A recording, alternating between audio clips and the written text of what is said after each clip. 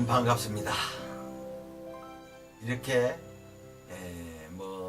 어떤 짧은 단어를 주제로 해서 말씀드린다는 것도 사실은 쉬운 게 아닌 것 같습니다. 그래서 전번에 이제 사랑, 그 다음에 적폐 두 가지를 얘기를 했습니다. 그래서 그러한 사랑은 아주 참 좋은 것이고, 적폐라는 것은 아주 격하고 좀 모난 것인데, 오늘은 그 사랑과 적폐를 동시에 넘나드는 우리는 과연 무엇인가? 그래서 오늘도 아무것도 모르는 능인 스님의 세상 이야기 시작을 하겠습니다. 오늘의 주제는 만물의 영장. 그런 말 있죠. 사람은 만물의 영장이다. 그래서 우선 만물의 영장이라는 그 뜻을 한번 사전으로 보도록 하겠습니다. 뭐라고 되어 있을까요? 만물의 영장을, 뭐를 만물의 영장이라고 할까요? 만물의 영장. 만물의 영장이란 뜻. 만물의 영장이란 뜻은 이렇게 나와 있군요. 인간은 하나님의 아들로서 온 천주를 주관할 수 있는 만물의 영장의 권한을 갖추고 있다. 만물의 영장의 권한을 갖추고 있다. 하나님의 아들로서 온 천주를 주관할 수 있는 만물의 권한을 갖춰서 만물의 영장이라고 한다. 이렇게 되어 있습니다. 글쎄요, 이거는 만물의 영장이라는 것을 종교적으로만 갖다가 이렇게 한다는 건 조금 이게 모순이 있지 않나요? 만물의 영장의 뜻이라는 것이. 또 한 군데는 또 이렇게 되어 있습니다. 인간이 하늘과 땅 사이에 어딘가에서 흐르는 기운을 받아 살아가는 영묘한 힘을 가졌다는 생각은, 하나님은 사람을 자기의 모양과 형상대로 만들었다. 이렇게 또 되어 있습니다. 전부 이거 종교적인 걸로 이렇게 해놨네요. 그래서 저는 제가 평상시에 만물의 영장이라는 것을 제가 생각을 많이 해봤습니다. 물론 이제 거기에는 불교적인 윤회의 어떠한 가미해서 이렇게 만물의 영장을 제 나름대로 생각을 해봤는데요. 지금 만물의 영장이라는 한문의 뜻을 보면 영장할 때 그 장자를 긴 장자를 썼습니다. 이제 영혼이 영원하다는 뜻일 겁니다. 근데 저는 그 장자를 감출장, 갈무렸다. 쉽게 말하면 만물의 영을 갈무린 것이 사람이다. 만물의 영을 모두 두려 섭렵해서 지닌 것이 사람이다. 저는 이렇게 봅니다. 이건 종교적인 것도 아니고요. 그래서 그러면 이 만물의 영장이 어떻게 해서 그런가 하는 것을 제가 이제 설명을 하도록 하는데요. 이를테면은 사람이 되기까지 많은 윤회를 거듭하면서 개로도 태어났을 테고, 돼지로도 태어났을 테고, 하다못해 뱀으로도 태어났을 테고, 호랑이로도 태어났을 테고, 이 세상에 존재하는 모든 만물, 동물, 식물 할 것 없이 한 번씩 거쳐오지 않았나.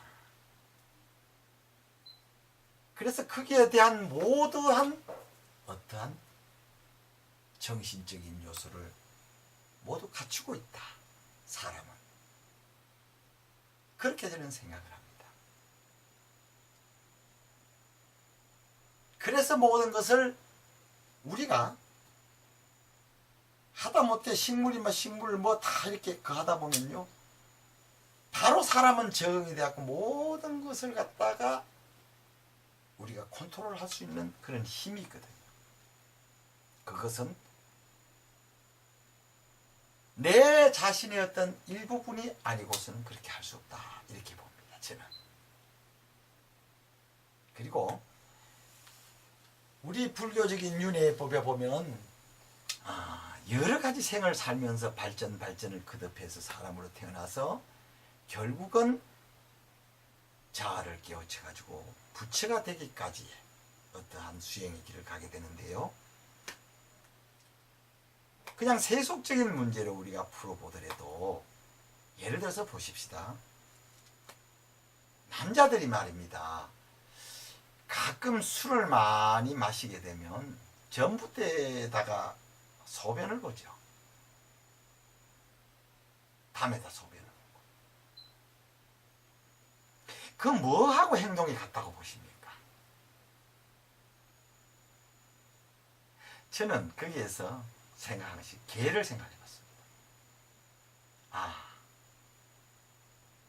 내가 만약에 제 행동을 한다면 술을 먹음으로 인해서 내 정신이 흐려지는 순간 전생에 내가 개의 몸을 받고 생활했던 그 습이 바로 튀어나오는구나, 이렇게 생각을 해봤습니다. 이것이 옳든 그러든 간에. 그 다음에 여성분들이 보면 질투가 심하고, 어떨 때 보면은 악다 막독한 이런 하는 분들 가끔 있지요, 여성분들 중에서. 그때 전 뱀을 생각해 봤습니다.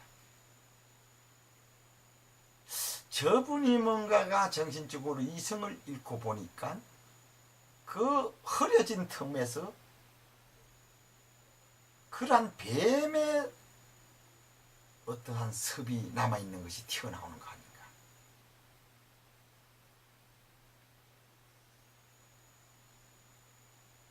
그래서 저는 지금도 여기 지금 사전을 보니까 그렇게 되어 있네요. 뾰족하게 만물의 영장은 이러고 저러고 해서 어떻다, 이게 아니고 하나님에 대한 얘기만 있는데, 그래서 저는 만물의 영장은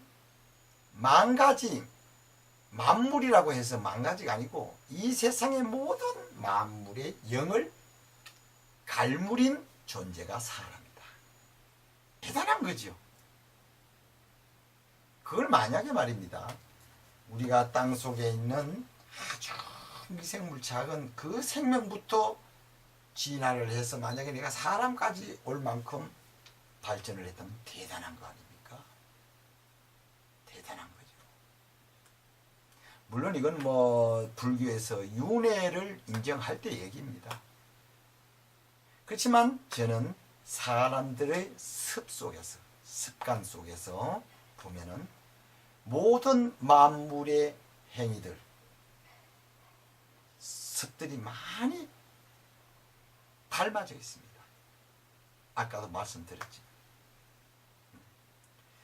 그래서 우리가 그냥 내가 명색이 만물의 영장인데 할 것이 아니라, 뭔가가 만물의 영장다운 그 길을 걸어와서 내가 상위의 동물이 되었으니까 뭔가가 모든 만물들의 본이 될 수 있는 말과 행동, 처신을 해야 되지 않을까.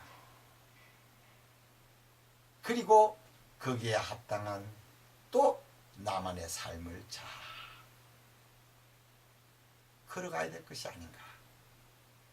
말로만 만물의 영장이라고 의시되면서 술을 먹으면은 길가에서 오줌 누고 길가에 쓰러져 가지고 대소변 누워서 그냥 길 가는 사람한테 추태 부리고, 우리가 말은 만물의 영장이라고 하지만요, 사실은 축생보다 못한 삶이 너무나 많습니다. 오늘은 딱 한 가지만 말씀드릴게요. 벌을 한번 여러분들 살펴보셨습니까? 양봉을 하시는 분들은 알 겁니다. 벌은 일벌과 숙벌이 나눠져 있고 그 속에 여왕벌이 있습니다. 그런데 그 여왕벌이 존재하는 한 그 여왕벌을 추종하던 일벌, 암벌입니다. 그게 절대적입니다. 절대적입니다. 우리 사람들은 어떻습니까? 부한 밑에서 있다가 그분의 부가 조금 기운다 싶으면은 어떻게 합니까? 자기 이익을 위해서 떠나죠.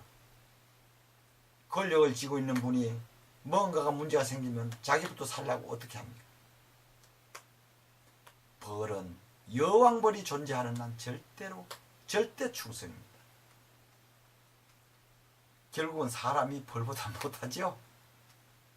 그 다음에 숫벌은 절대 일을 하지 않습니다. 그 여왕벌이 한 번 나와서 교배를 하기 위해서 여왕벌은 날개가 작기 때문에 하늘을 올라갑니다. 이렇게 나르는 것이 아니고. 그러면 그 여왕벌은 어떻게 탄생하느냐? 일벌들이 꿀을 물어와서 로얄 젤리라고 있습니다. 로얄 젤리. 그것만 계속 애벌레한테 먹이면 여왕벌이 됩니다. 그렇게 만듭니다. 그것만 담당해서 계속 먹입니다. 먹이면 그 애벌레는 여왕벌로 큽니다. 날개는 작고 이렇게 몸뚱이는 엉기는데 크고 머리만. 그렇게 하면 그 여왕벌이 탄생하면 그 당시에 났던 그 애벌레들이 추종자가 됩니다. 그렇게 해서 어느 날 살림을 나게 됩니다. 그렇게 되는데 수컷 벌들을 놀리는 이유는 마지막 한 번 여왕벌이 하늘로 웅 하고 치솟을 때 수컷들이 그대로 같이 따라 올라가서 제일 위에 올라간 거하고 여왕벌이 내리면서 교배를 합니다. 그거 한 번 쓰기 위해서 수컷들을 그렇게 잘 먹이고 놀리는 겁니다. 암컷들은 전부 일을 하는데 바깥에 나가서 꽃가루라도 뭉쳐 오지 않으면 절대 안으로 못 들어갑니다. 그리고 옆에 통에 있는 벌이 이쪽 통에 들어와도 벌써 적이라는 걸 압니다. 그 많은 벌이 숫자를. 그래서 벌써 안에서 여왕벌이 웅 하는 소리를 냅니다. 그러면 안에서 전부 총동원해서 그 벌을 쫓아냅니다. 물을 죽이거나. 자,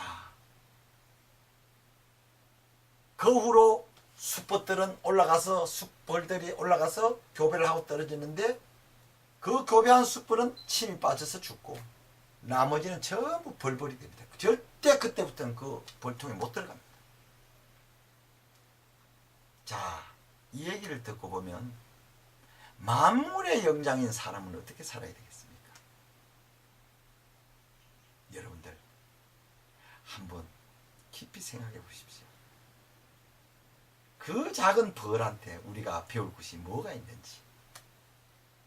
만물의 영장은 모든 만물의 영, 혼, 습, 모든 것을 다 갈무리고 있기 때문에 만물의 영장이라고 하는 것이다.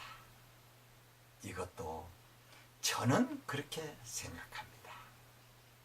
여러분들은 어떻게 생각하시겠습니까? 예. 아까 여기 나온 그대로 아까 나왔죠?